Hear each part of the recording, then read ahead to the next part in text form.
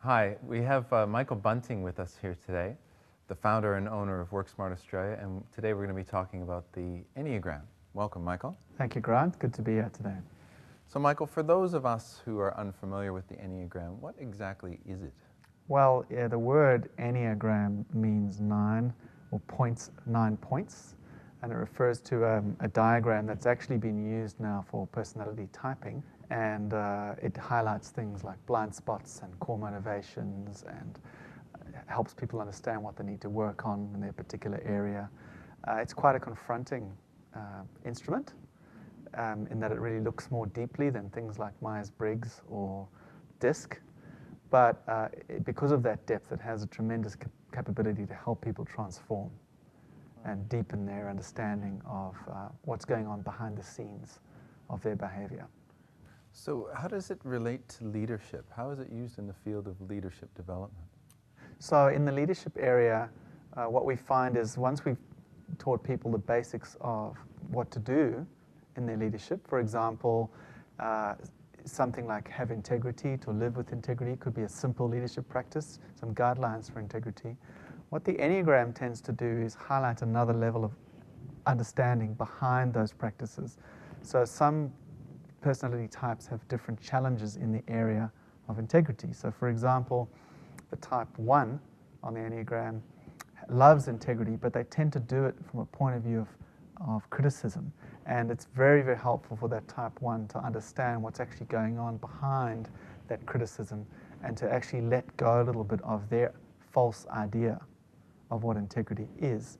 So I guess in a sense what it does is it makes people's behavior practice much more skillful and gives them a deeper understanding of where they're going to go wrong with particular leadership behaviors.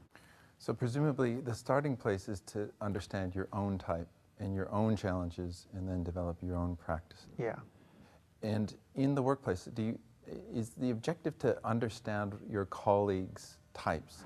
The idea really is, to understand the other types is useful from a perspective of having more compassion and more understanding of what's going on. But the idea of being able to adjust your behavior, so for a type 8 I might need to be stronger, or a type 2 need to be more gentle, and still concentrate on my day job and the task at hand is really, I think it's a very unrealistic view of the use of a personality typing system.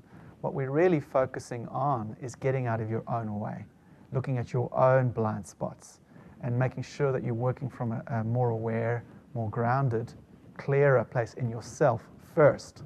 And that's really where we tend to concentrate on with the leadership development process on the Enneagram. So it sounds like the process of understanding your own type and going through one of your programs might be very confrontational. What's challenging is starting to see our own self-defeating patterns and starting to really get honest with ourselves. That's extremely confronting because we can we can look back on our lives and realize that the way we've been behaving, what we thought was right or a good way, is actually really not that healthy for us. And it's a moment of truth.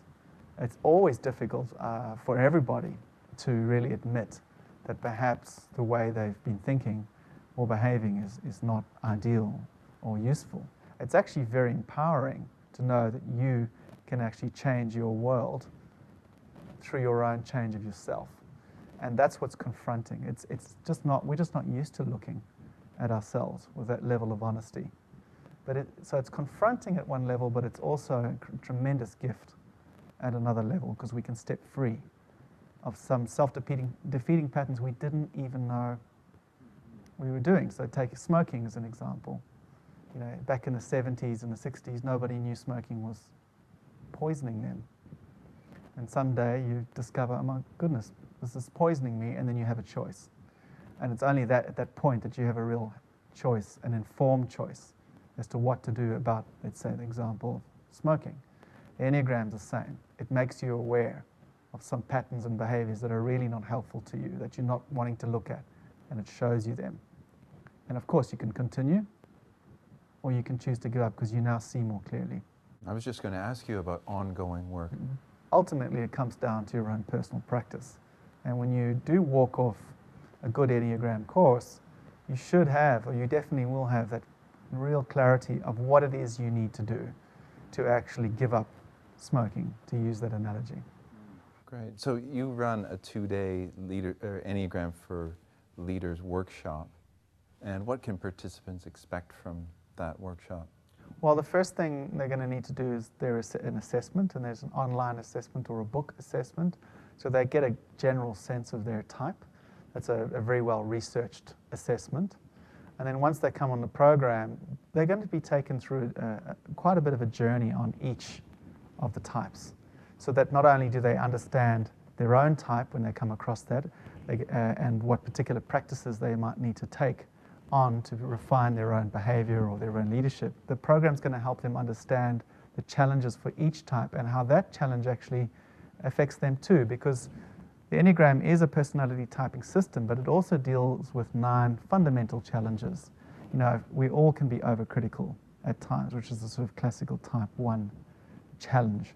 We can all be isolating and overly introspective, and plan too much instead of executing, which is a type 5 challenge.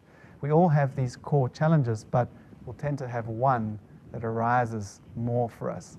So on the program, the participants are going to go through the entire 9 types, understand the core challenges, but not as if it's from some remote perspective.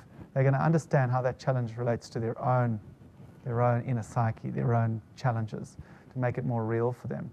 And they're going to walk off the program with a real sense of what they need to do practically, daily, to actually become a more aware, more conscious, more balanced, happier person who's having more successful relationships, basically. Well, thank you, Michael. Thanks for taking the time to speak with us today about the Enneagram. Great, thanks, Grant. It's a pleasure.